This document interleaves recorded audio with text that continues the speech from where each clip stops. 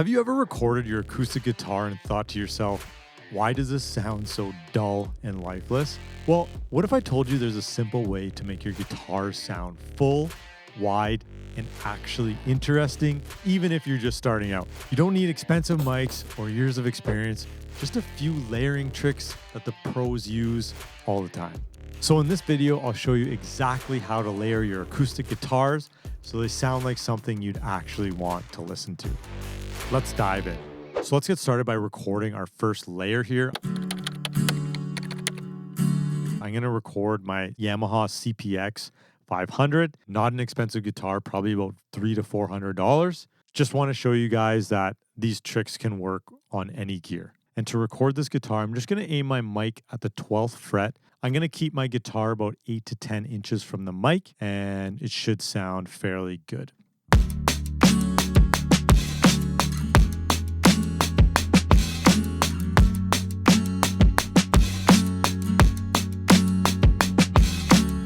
All right, so here's what I see a lot of people do, and that's recording one guitar take and just putting it right down the center. The secret little sauce of getting like a good wide guitar sound is just doing two separate takes and panning them left and right. When you do this, you'll instantly get a better guitar sound, even if you don't have any processing or anything on it. I'm going to do a second take, and I'm going to pan them both left and right. And the important thing here is to do a second take. Do not duplicate your first take. I repeat, do not do that. It's not going to sound good. You need the subtle timing differences in the takes to make it actually sound good. So I'm going to record a second take and then we'll come back. All right, so I recorded the second take here, and I want to show you the difference between putting them down the middle and panning them left and right. So here they are, just straight down the middle.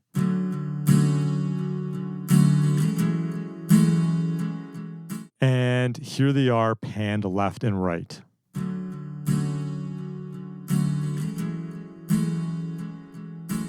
Instantly a better sound, and we haven't even added any layers. So this is probably one of the most important layers. You'll see a few more important layers later in the video. And that brings us to step 2, adding some higher layers.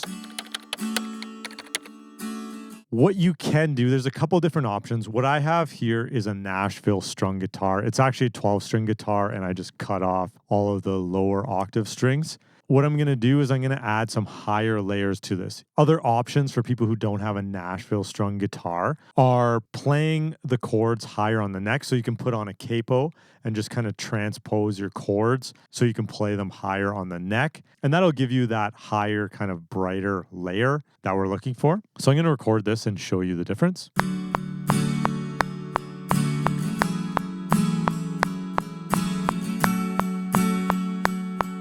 So here's what it sounds like with a Nashville strung guitar and without. So instantly, again, makes the whole thing sound fuller, brighter, just a nice added layer. Hey guys, sorry to interrupt the video, but if you like what you're seeing so far, hit that like button and hit that subscribe button because it'll really help out the channel. Anyways, back to the video. So next up, step 3, and that's adding a drone. Another layer you can do to substitute for putting a capo on or a Nashville strung guitar is a drone layer.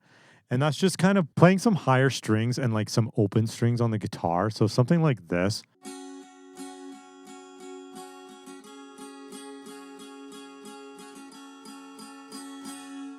Very simple, but if you're having a hard time transposing the chords with a capo or, finding a Nashville strung guitar, you can always do that as well. I won't include this in the final product of the track, but I thought it was noteworthy because it's a good, easy layer to get on here. And here's what it would sound like with the main acoustic guitar melody. And without.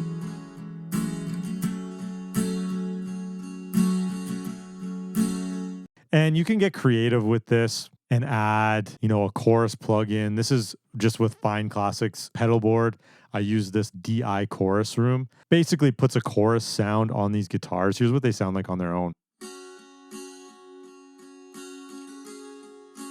So just a nice, easy layer that you can add to your acoustic guitars. All right, so step 4, we're going to add a melody in behind everything. So let's just do a very easy finger picking melody, something that you can put in the background and that's just pleasing to the ear.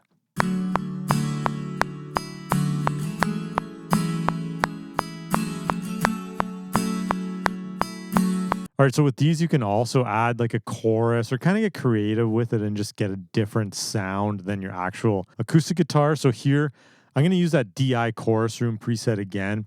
This is Fine Classics pedalboard plugin. Great sounding plugin if you're trying to get your guitars sounding like all the songs you hear on Spotify. It's just got a ton of great presets if you're not good with making tones yourself. And if you are good with making tones, tons of great pedals on here. So highly recommend. If you want 20% off, just use code LukeProv20 off at checkout. And I'm also going to use this random free plugin that I found. It's called Lo-Fi Oddity. It kind of sounds cool on it. So together with Fine Classics and this Lo-Fi.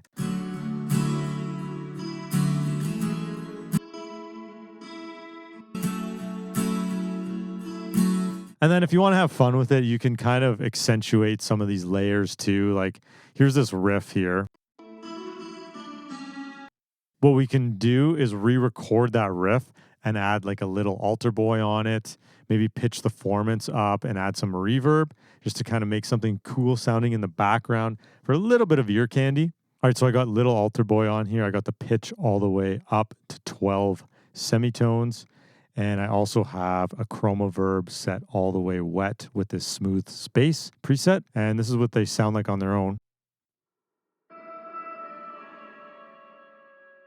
And together with the track.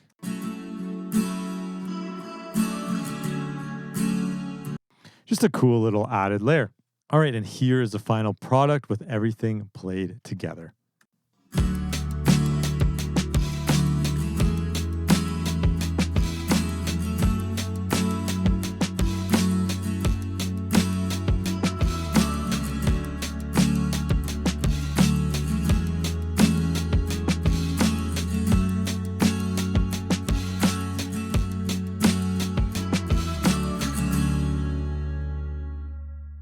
If this video helped you out, but you're still struggling to get your songs sounding how you want them to, I got you. I offer full production services and I can help bring your song to life.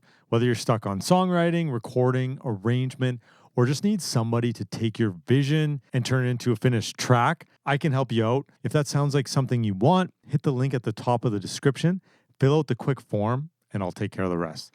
And if you enjoyed this video, don't forget to hit that subscribe button for more production tips and tutorials. We'll see you in the next one.